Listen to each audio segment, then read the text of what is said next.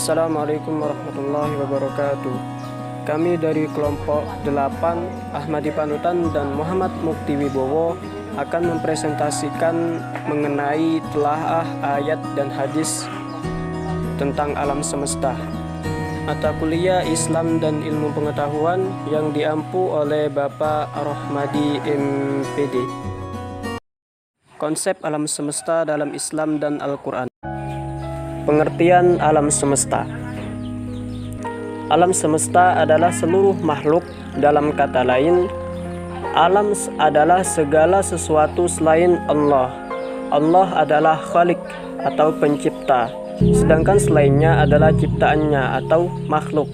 Karena itu alam sama dengan makhluk, dan karena itu pula tak ada alam yang mendahului Allah, dan tidak ada alam di luar ciptaan Allah. Dalam Al-Quran, alam disebut dengan berbagai istilah, yaitu alam dalam bentuk tunggal atau al-alamin dalam bentuk jamak, kullu syai'in segala sesuatu, khalqun atau pencipta, dan makhluk atau yang diciptakan. Dalam bahasa Latin, alam disebut kosmos yang berarti teratur.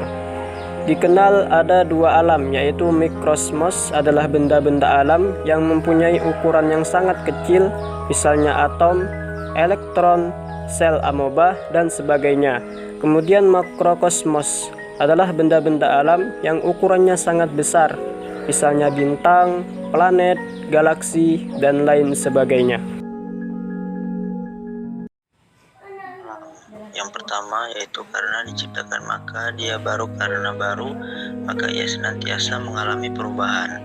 Perubahan pertamanya adalah dari tak ada menjadi ada. Selanjutnya perubahan yang senantiasa terjadi.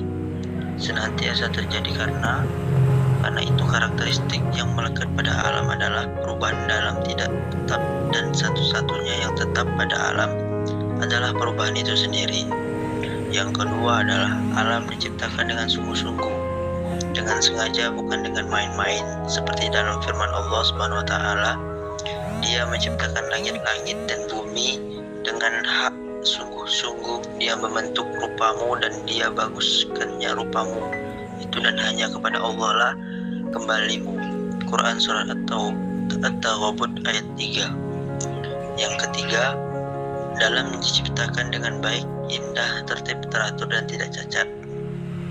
Selanjutnya yang keempat, alam diciptakan dengan hukum-hukum tertentu. Yang kelima, alam semesta tunduk dan patuh tanpa syarat kepada aturan-aturan dan hukum-hukum Tuhan. Yang keenam, alam semesta bersujud menyembah Allah dengan cara dan bahasa masing-masing. Proses pengembangan dan terbentuknya alam semesta. Proses pengembangan dan terbentuknya alam semesta dapat dibagi menjadi 6 masa yang tercantum dalam surat An-Nazi'at ayat 27, 28, 29, 30 sampai 33. Masa yang pertama termaktub dalam surat An-Nazi'at ayat 27, yaitu tentang penciptaan langit. Selanjutnya masa kedua termaktub dalam surat An-Nazi'at ayat 28 tentang pengembangan alam semesta. Masa ketiga surat An-Nazi'at ayat 29 tentang pembuatan tata surya atau bintang-bintang, matahari dan planet, serta terjadinya siang dan malam. Masa yang keempat dalam surat An-Nazi'at ayat 30, terbentuknya lempengan-lempengan yang menjadi hamparan bumi dan adanya benua-benua yang terpisah menjadi pulau. Selanjutnya masa yang kelima dalam surat An-Nazi'at ayat 31 yang menjelaskan tentang munculnya air dan ditumbuhkannya tumbuhan dengan air-air tersebut.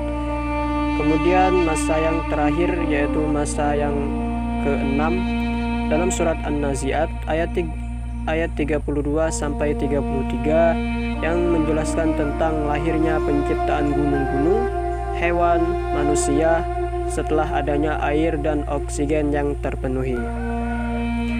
Demikian presentasi dari kami. Lebih dan kurang kami mohon maaf, kepada Allah kami mohon ampun. Kami akhiri. Assalamualaikum warahmatullahi wabarakatuh.